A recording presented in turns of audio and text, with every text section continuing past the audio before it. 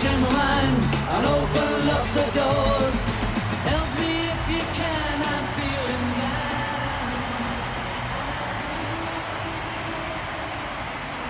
bad. Wow. That's a fantastic image just to start with, isn't it? So anyway, so if people don't know about this, it's the three remaining Beatles. Spoiler alert, John Lennon was killed in 1980. They got together in the 90s to, I guess, go through some old stuff. They worked on a few demos that Yoko had given them of John's and put another couple of new songs out, with the third one only coming out in 2024, was it? Maybe 2023? For reasons that maybe they'll get into eventually, because I think there's a 9th episode, perhaps.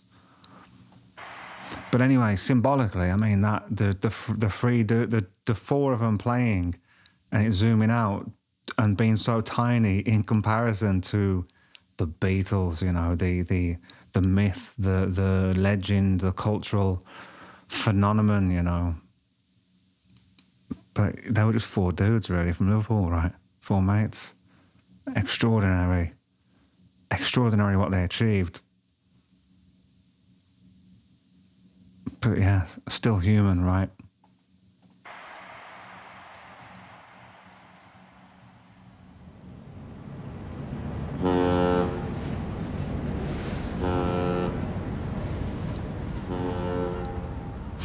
Liverpool.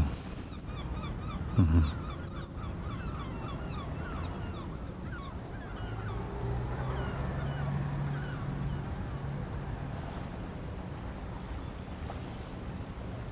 I haven't been to Liverpool for years. I should probably take a trip. See some friends I got up there. Well, one friend. Got a friend from Liverpool. There are places I remember all my life, though some have changed, some forever, not for better. Some have gone and some remain. All these places had their moments with lovers and friends I still can recall. Some are dead and some are living. In my life, I've loved them all. Man, I love these dudes, man. The joy that they've given to so many people, man. But of all these friends and This is a lovers, beautiful song, isn't it? there is no one compares with you. And these memories lose their meaning when I think of love as something new.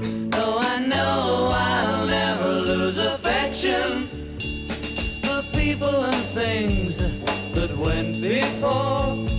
I know I'll often stop and think about them.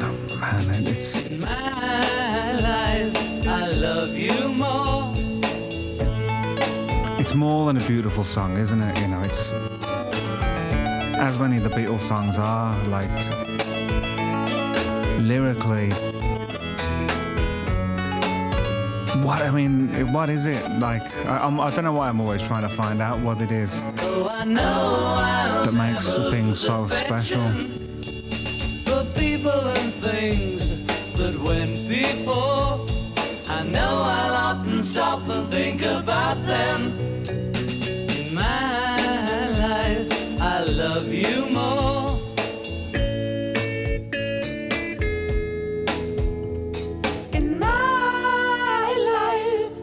I mean, and the Beatles split up, man, like before they were all 30, you know. It's amazing. Help!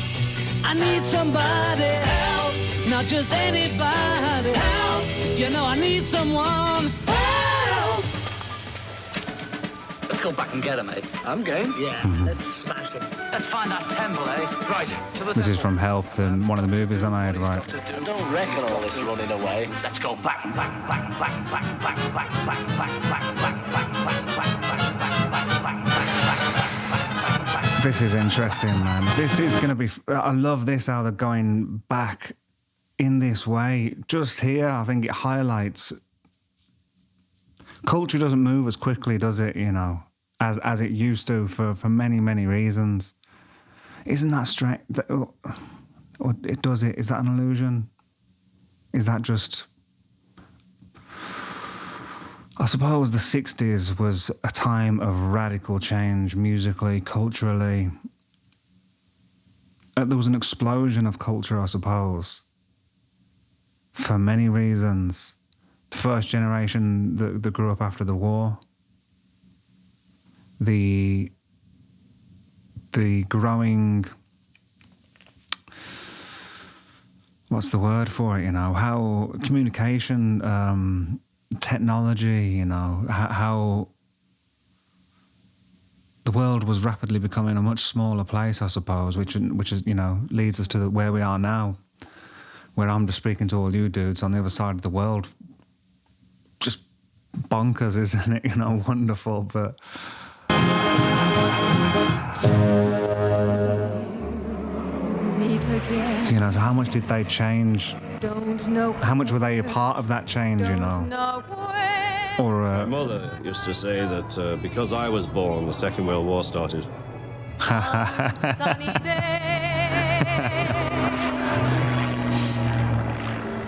I spent some time with mother up till about 4. Then my father split. He was a merchant seaman, you know, you can imagine, and it was 1940s in the war and all that. Till the blue skies drive the dark clouds far away. My mum was a Catholic, Dad was a Protestant. They got married quite late. I think they had me when they were like 40 or something. It was quite sort of late. They'll be happy to know that as you saw me go, I must see. My father was driving a bus at the time I was born, and I lived in 2 Up and 2 Down, 12 Arnold Grove. Don't know where, don't know when, but I know we'll meet again some sunny day. We were all roughly the same age, and we were like the first group of people who didn't go in the army. right, yeah, that's Mum it. was a nurse. That's it. So it's not just the first generation after the war, wasn't it? I guess it was the first age group that didn't have to do national service. Because I guess for quite a while after some countries still have the national service, don't they? But I suppose for quite a while after the war, national service was still a thing. I wonder when that stopped. We were all roughly the same age, and we were like the first group of people who didn't go in the army. My mum was a nurse. She was a midwife as well. And my dad was a cotton salesman. I was raised by my auntie. My father and my mother split when I was about 4, but I spent some time with mother up till about 4. Then I was brought up by an auntie. Dad he made cakes. So we always had sugar through the war. Mum, she ended up doing a lot of jobs because he left when I was 3. He decided that was enough of that. So she did any down-home job she could get to feed and clothe me. My mother was from an Irish family called French, and she had lots of brothers and sisters. Uncles who had bald heads who used to say they got their bald heads by knocking pub doors open. I was terrible at school because I didn't spend much time there because I was also very sick as a kid. I had peritonitis when I was 6.5, which just means burst appendix, and you're going to die. And they said to my mother, you'll be dead 3 times, but there we are, we're still here. My dad was a musician, amateur musician, and he would play piano around the house. We always had a piano. And I've got some lovely childhood memories of sort of lying on the floor and hearing him play. In those days, they had those radios like crystal sets. You used to have to take the battery down to some shop on the corner and then leave it with them for about 3 days to charge it up. Everybody has their party piece in Liverpool. You have to sing a song. And my mother's was Little Drummer Boy, she would sing to me. And It's interesting, isn't it? The piano in the front room thing. I've heard lots of other musicians that came up in the 60s, you know, talk about that when they were kids. And I don't know if that was just their families or that was more of a wider spread thing. But yeah, you know, before TV, what did people do for entertainment, you know, or escape? It would be interesting to go back to those times, wouldn't it? Just to, I mean, because the age I am, you know, I remember growing up before the internet. Perhaps I'm of the generation, maybe the last ones that can remember that. You know, when we only had, what, 4 TV channels or something. Maybe you guys in America don't even realise that, because I had an American friend, and she's when I told her that not only did we only have 4 TV channels, that they at like midnight or 1 a.m. they used to go off, you know, and there used to be a title card all through the night. Yeah, she couldn't believe it. But it would be interesting. I'm a big fan of just time travel programs in general. I find it fascinating, and it would be fantastic, wouldn't it? Just to go and experience all these different times, you know. Yeah. Everybody has their party piece in Liverpool. You have to sing a song. And my mother's was Little Drummer Boy, she would sing to me. And I would sing Nobody's Child to her, and she'd always cry. I'm nobody's child, Mum. John really loved his mother, because she was great. I loved her too. And she played little ukulele. And then, unfortunately, she was run over by an off-duty policeman who was drunk at the time. My mum had died, sad actually, stuff. at this point. My mum died when I was 14, which is, you know, the big shock in my teenage years. She died of cancer. And John's mum having died, this was always a very big bond between John and I. It's insane, really, isn't it? You know, there's such... Is it insane? I don't know. Such... What is it about hardship, about trauma, about...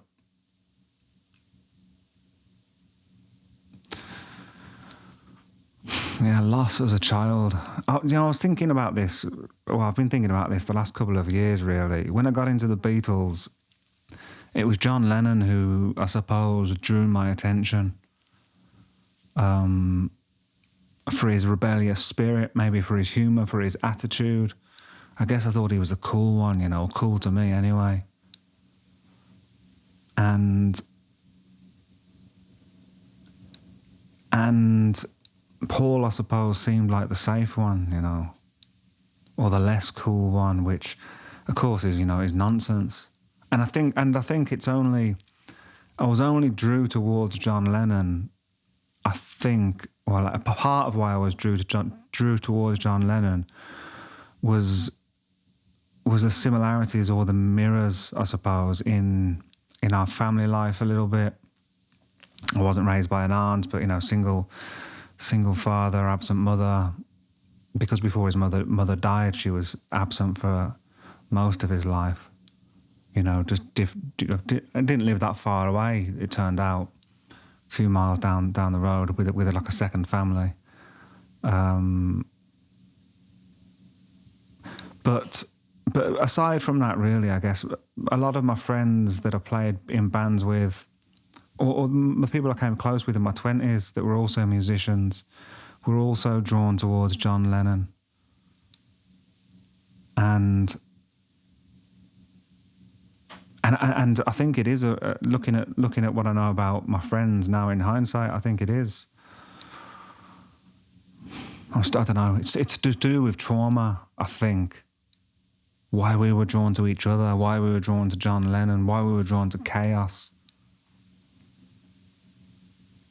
And why was Paul McCartney not necessarily drawn to chaos? Why was he drawn seemingly, you know, to order?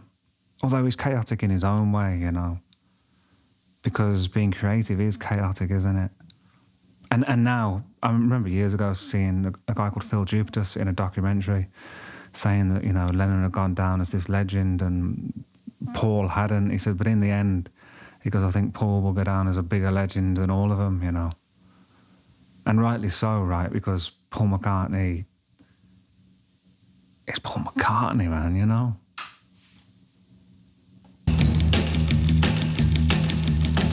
Rock and roll was real. Everything else was unreal. To me, it got through. It was the only thing to get through to me out of all the things that were happening when I was 15. Yeah. I relate to that as well. There was no such thing as an English record, you know. I think the first English record that was anywhere near anything was Move It by Cliff Richard. And before that, there'd been nothing. But the fact was that there hadn't been a history of making that kind of music, whereas they had in America. You made me cry when you said goodbye. Ain't that a shame? You can't imagine a time when rock and roll was only one of the musics. No other love have I. Whatever record was being played, you'd try and listen to it. You know, you couldn't even get a cup of sugar, let alone a rock and roll record. When I went to art school, I was at art school for 5 years. When I went to, this was sort of college, I went in there, they would only allow jazz to be played. You know, they wouldn't allow rock and roll in, it was frowned upon those days. So we had to con them into letting us play rock and roll there on the record player by calling it blues, you know. Well, that's all right, Mama. That's all right for you. That's all right, Mama. Just any way you do it, that's all right. I remember being in school when I was a kid, and somebody had a picture in one of the musical papers of Elvis.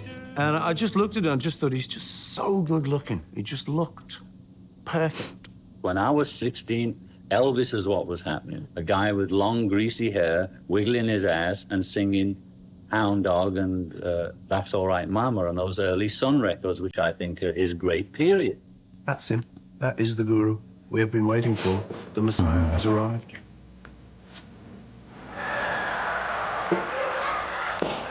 And all the time.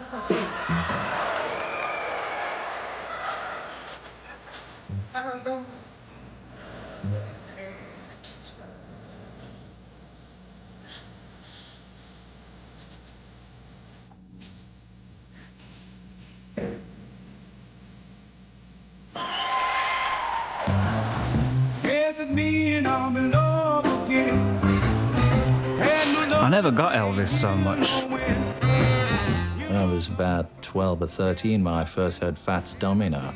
I never really understood why Elvis is called the King of Rock and Roll either, you know, because as far as I can tell, it was a ballad singer mainly. You think? I mean, Chuck Berry would be the more obvious king of rock and roll.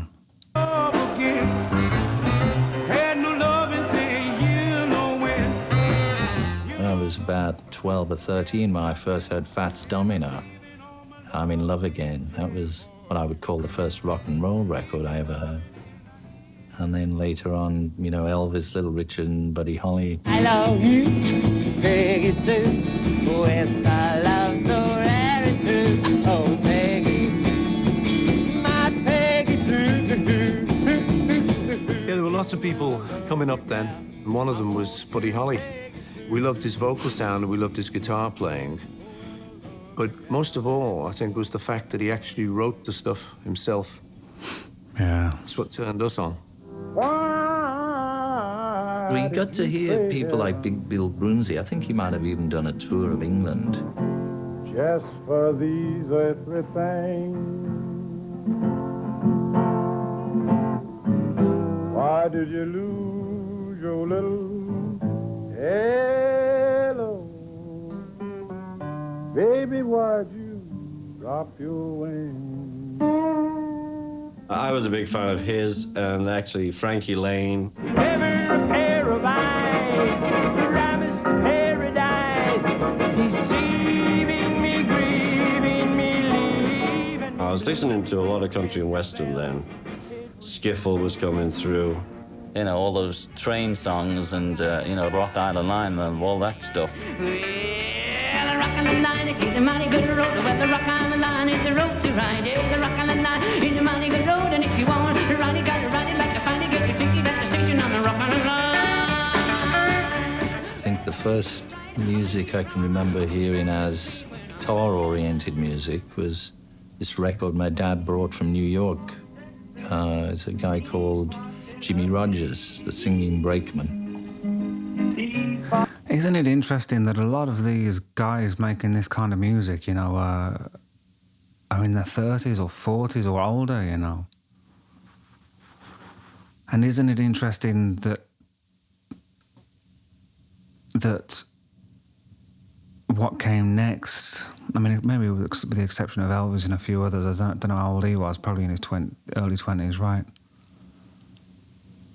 But then in the teenage thing exploded, I suppose. I suppose the teenager didn't really exist, did it, before that, as a concept? What do you think? You were probably just a kid, an adolescent, and then expected to be an adult, you know, just like your parents, do you think? Dress the same, think the same. But then the teenager, I suppose, represents a turnover or a change or a rebellion or something, doesn't it? And then, yeah, that went... It always baffled me, you know, maybe I was just a late bloomer, I suppose, but I always found it fascinating that a lot of the bands that I loved from the 60s and the 70s were doing extraordinary things, you know, before they were even out of the 20s, a lot of them. Texas tea for Tennessee. Whereas I didn't even get a guitar till I was like 15, 16. I went to see Rock Around the Clock in the Isle of Man. My grandparents took me there after I came out of hospital. And it was just sensational because they ripped up the cinema. And this was good for me to see. When the chimes ring 5, 6, and 7. In those days, you know, they say beggars can't be choosers. And we were just desperate. You'd just get anything. Whatever film came, you'd just try and see it. Going to the corner, pick up my sweetie pie. She's my rock and roll baby. She's the apple of my eye. So when Girl Can't Help It came along, instead of us looking at these old black and white movies, suddenly this was in... Wow, I didn't know about this. Screen, and there's a famous bit at the beginning of Girl Can't Help It where Tom Ewell comes on and he sort of says, okay now. Widescreen. Wow. Could you imagine? How cool. Color. Gorgeous lifelike color by Deluxe.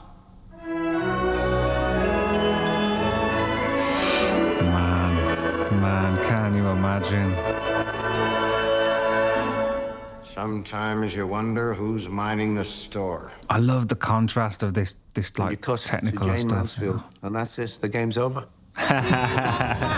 Wow. Jesus. I don't know how I've never. I mean, I must have never heard of this. I'm not even sure. Wow. I've got to watch this. Got to watch this movie now. I went to see those movies with Elvis or somebody in it when we were still in Liverpool, and you'd see everybody waiting to see him, right? And I'd be waiting there too, and they'd all scream when he came on the screen. That's a good job. That's a good job. Yeah, I've seen that interview clip. That's exactly what... When I was a kid, I was a fan of Elvis. That's exactly what I thought when I saw this interview clip. God knows, you know, when 20 plus years ago.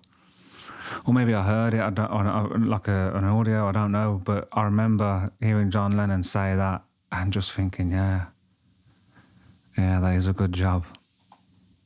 Waiting there too, and they'd all scream when he came on the screen. Thanks for watching. If you would like access to the full thing and loads of other extended content, Taylor Swift, One Direction, Miley Cyrus, videos of me playing my songs and others, link in description.